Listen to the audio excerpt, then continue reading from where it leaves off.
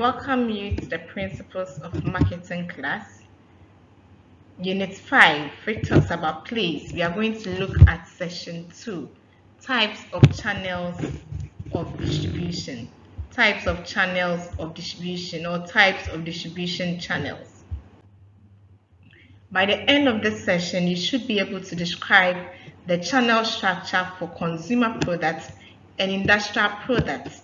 Differentiate between direct and indirect marketing channel. Meaning of distribution channel. A distribution channel is a chain of organizations that move products from producers to consumers and to industrial users. Basically, a distribution channel moves a product from a producer to a consumer or an industrial user. It includes all the marketing intermediaries that move raw materials into factories and finished goods into hands of the ultimate consumers. Some channels are very short, which the product moves from manufacturer to the final consumer, such as direct channel between you and the farmer. When you buy fresh farm products directly from a roadside farm stand, or you going to buy porridge from the porridge seller, it is from the producer right to the consumer. Other channels are very long and complex, like channels that results in the packet of sugar available in a retail shop in your locality. And some distribution channels are very complex in that it moves from the producer to a wholesaler, to a retailer, to an agent before it gets to the final consumer. So in as much as some channels are very simple, others are very complicated. Let us look at the direct and the indirect marketing channel. A marketing channel may either be direct one or an indirect one. A direct channel describes movements of the product from the producer through to the user without any intermediary. With a direct channel, no channel member comes in between the producer and the final consumer. An indirect channel requires intermediaries between the originator and the user to perform some functions related to buying or selling the product to make it available to the final user or the final consumer. A given company might employ both direct and indirect channels. So Warburg Schaefer, for instance, I deal with both direct channels and indirect channels in that sometimes I do sell to final consumers and sometimes I do sell to supermarkets who purchase the products in bulk quantities and later resell it to other retailers who also finally sell it to consumers. Direct channels frequently occur in the marketing of medical and professional services, where the use of an intermediary is often impractical. So let's say when a surgery is going to be performed or when someone is going to deliver at the hospital, I don't think someone would have to come in between the mother who is going to deliver and the doctor to say that give me the delivery process, then I will go and take care of the lady who is yet to deliver. It is performed directly on the customer. Increasingly, consumer goods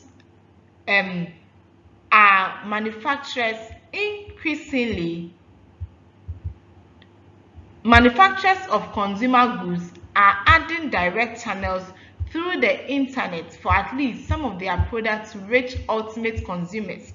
For example, some companies have active websites where consumers can just bypass their traditional retailers and buy directly from companies. Example, these Jumia, Kiku, and whatsoever. People can directly purchase from them instead of going through middlemen. The indirect channels. Despite the increasing popularity of direct channels, most consumers' purchases are still made in an indirect marketing channel, where there is some intermediaries between the producer and the end user of the product. They are very important to some business-to-business settings. Single and multiple marketing channels. Some companies use a single channel strategy, whilst others also adopt the multiple channel strategy to reach out to their customers. Some companies with multiple products or brands may use a single channel strategy in one situation and a multiple channel strategies in other situations. A single channel strategy involves the use of only one means of reaching out to customers. So the single channel, we are looking at you taking products to customers as a middleman through just a means. As markets become increasingly fragmented, more firms use a multiple channel strategy to appeal to as many potential buyers as possible. The basic idea is to allow customers to buy the way they want to and where they want to. Meaning that if I have products with me, the multiple channel could be that I can sell directly to customers and I can also sell to customers through middlemen.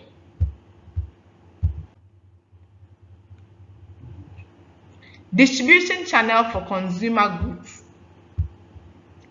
Products can travel through a number of alternative channels on their way to final consumer.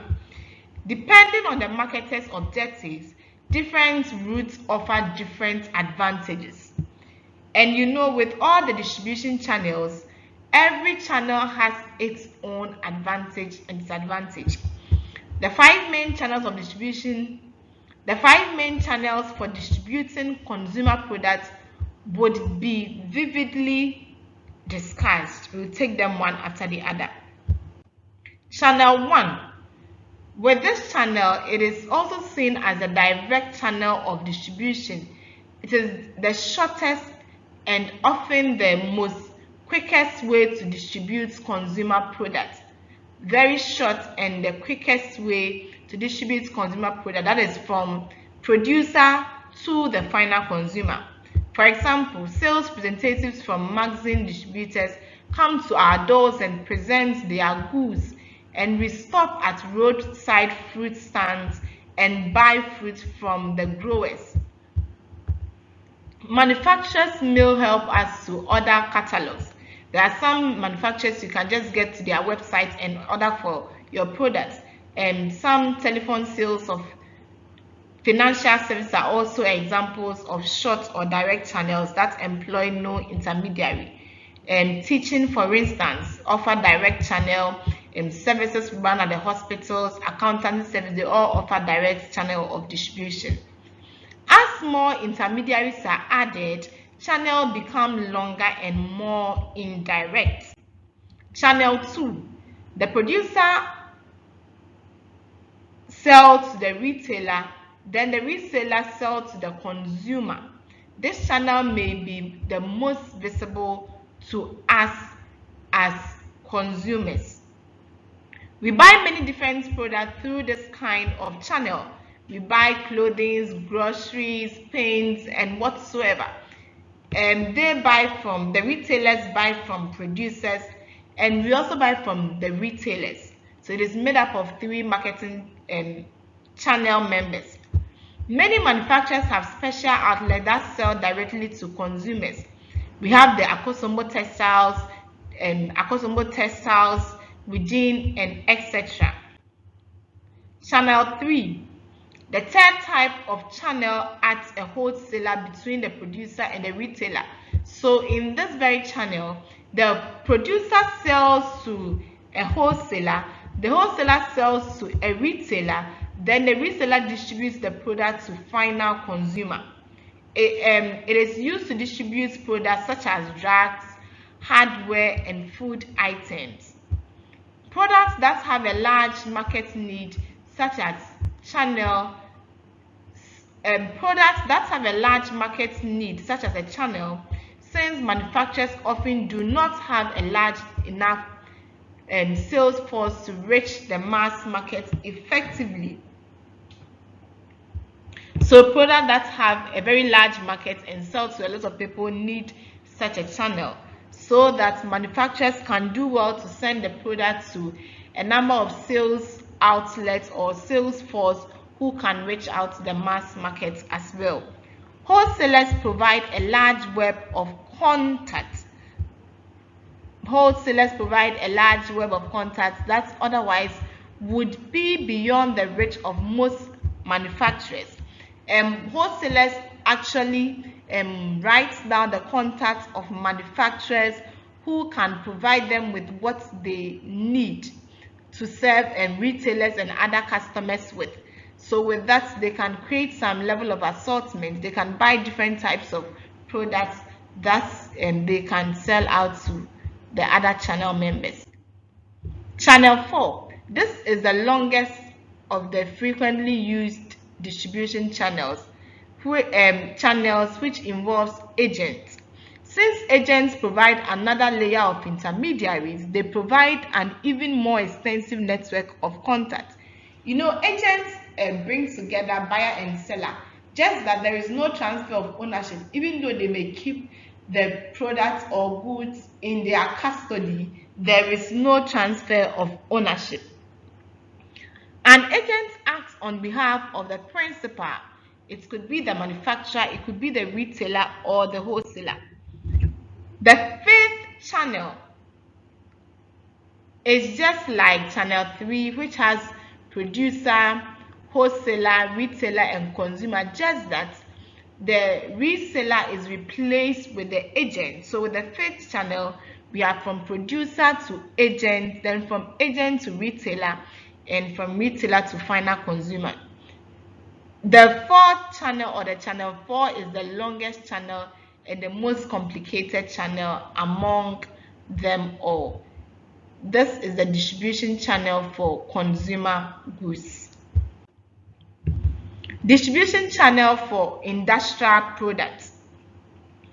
Industrial products are products that are being bought from manufacturers or any of the elements in the channel of distribution to produce a final product out of these products. They buy to resell, they buy to convert the product into a final product. Industrial products producer can use its own sales force to sell directly to industrial users. It can also sell to industrial distributors who in turn sell to other industrial users. It can also sell through agents or brokers who also sell to the industrial user. Finally, the producer can sell through agents to industrial distributors to the industrial users. We also look at their channel of distribution one after the other. These are the channels of distribution for industrial products. We have channel 1, 2, 3, and 4. With channel 1, the industrial user purchases the product right from the producer. So with this, there is no middleman here. He purchases right from the producer and uses it within the industry or resell it to other people. And with the channel 1, what happens is that, let's take A1 bread for instance. They purchase the flour from the producers of the flour. What do? They use the flour by themselves. They don't sell to other industrial users. Channel 2, the producer sells the products in bulk quantity to the industrial distributor. We have people who distribute to industries and not to single individuals. After the goods have been handed over to the industrial distributor, he or she also sells it out to the end user of the product. Then we have the third channel, which comprises of the producer, an agent, or a broker. A broker actually works on behalf of the buyer, and after his or her work, the buyer would have to pay the broker some form of commitment or a fee. And for agents, he acts on behalf of the principal, and he or she brings a buyer and a seller together, just that there is no transfer of ownership. So after the agent or the broker, it is transferred to the final industrial user. The first channel, which is the most complicated and the long channel, has the agent or broker. The agent or broker then sell the goods to industrial distributor. Then the industrial distributor sells the product to the industrial user. Vertical marketing system or vertical marketing integration. These are systems which are centrally coordinated, highly integrated operations that work together to serve the ultimate consumer. The systems are centrally coordinated. It is coordinated at the top. They are highly integrated operations that work together to serve the ultimate consumer. The word vertical refers to the flow of products from producer directly to the customer. This flow is usually thought of as down the channel. It is from top to down the channel, or downstream, meaning that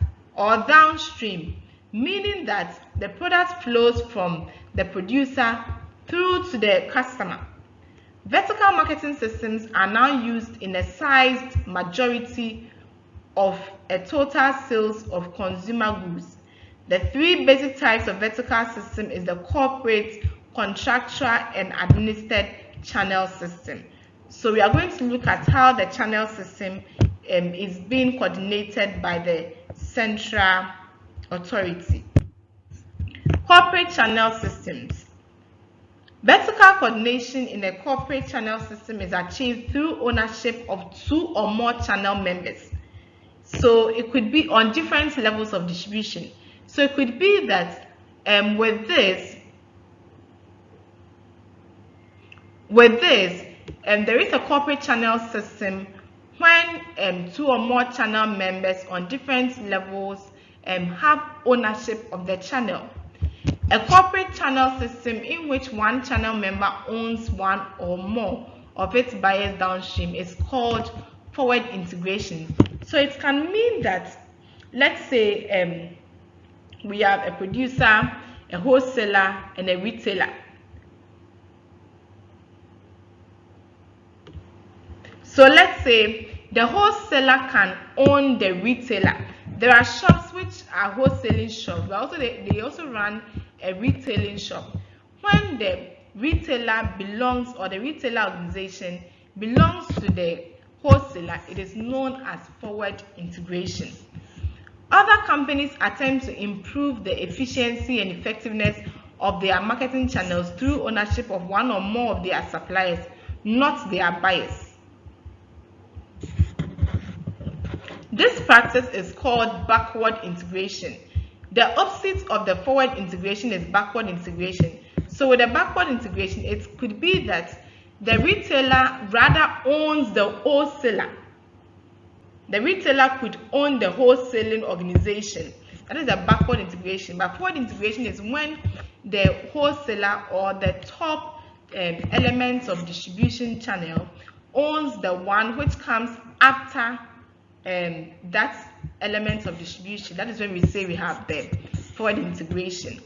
Unilever Ghana, for example, has its own palm oil plantation. They own the supply organization. That is when we say there is a backward integration.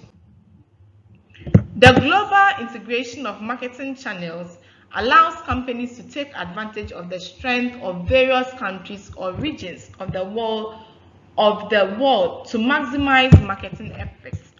For example, a company might manufacture its products in low-wage countries and use forward integration to establish retail distribution in more lucrative markets. Where they produce may not bring them money, but they tend to sell the products in a place that will help them yield enough money. The contractual channel system, contractual channel systems. Contractual channel systems may allow some channel members to gain a lot in the marketplace and compete effectively with large corporate systems. Coordination between independent firms is achieved through contractual agreements rather than through ownership of channel members upstream or downstream. So with this, there is no ownership here, but channel members work hand in hand with each other. In this way, contractual channel members try to improve their buying power, gain economies of scale, and rely on greater efficiency through the standardization of operating procedures. The three primary types of contractual channels are the wholesaler-sponsored voluntary groups, which is made up of different wholesalers. We have the retailer-owned cooperative groups and the franchise systems. They all come under the contractual channel system. You don't own the other channel member, you just coordinate to make both of your work easy. Wholesaler-sponsored voluntary group. These groups consist of independent retailers that operate under the name of a sponsoring wholesaler. So this sponsoring wholesaler actually gives them items to sell at their retail shops. Under this arrangement, a seller buys in quantity, makes deliveries to the individual stores, and offers a variety of services that benefits its retailers. So what happens is that a wholesaler would buy in a very bulk quantity, then distribute it to all its retail outlets. These services may include merchandising, advertising, and pricing support based on quantities purchased. Retailer-owned cooperative groups. These group of people operate like wholesaler-sponsored voluntary groups, but just that the retailer actually owns the wholesaler who distributes the items to them. Them acting the retailers. Franchise system. The third type of the contractual channel system is the franchise system. With the franchising system, one party known as the franchisor has the right to distribute and sell specified products and products which consist of goods and service. The franchisee, who agrees to operate according to the marketing guidelines set forth by the franchisor under a recognized trademark or trade name. The franchise system have been responsible for the growth of some of the most recognizable names in business world. The franchise systems have been responsible for the growth of some of the most recognizable names in the business world, such as KFC, McDonald's, Southern Fried Chicken, and so forth. People know them even though they are new businesses, just that they are operating under a franchising system. And you know, with these franchises, they pay a royalty to the franchises, and they make sure that all their dealings are in line with the mother or parent company. Administered channel systems. A system designed to control all lines or classification of merchandise is called an administered channel system. Here, channel members agree on a comprehensive non-contractual plan, and no channel member owns another. One thing we should note, no channel member owns another. They all exist on their own. The parties in an administered system may work very closely to reduce joint operating costs for advertising, data processing, inventory control, and order entry or delivery schedules. So with this type, all channel members or retailers happen to be on their own, just that they work together to reduce some costs at a point in time. Let's try our hands on these assessment tests. 1. Differentiate between direct channel and indirect channel. 2. Illustrate the marketing channels for typical consumer products. Then 3. Illustrate the marketing channels for industrial products. This brings us to the end of session 2. I hope to see you in the next session. Thank you.